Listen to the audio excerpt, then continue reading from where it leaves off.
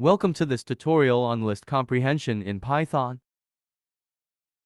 First, we will write a code that generates a list of squares of numbers from 0 to 9 using a for loop.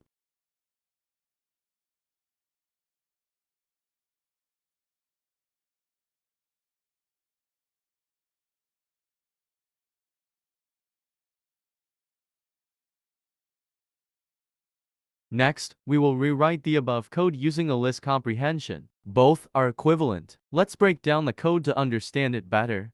Starting with the left side of the equation, we have a variable named squares, which will store the list of squares that we're going to generate.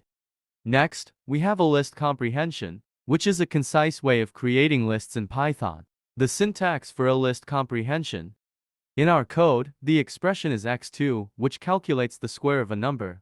The item is x and the iterable is range 10. Range 10 generates a sequence of numbers from 0 to 9, and x takes each of these values one by one to calculate the square. Finally, the result of the list comprehension is assigned to the squares variable. See the result, a list of squares of numbers from 0 to 9. To watch more, subscribe.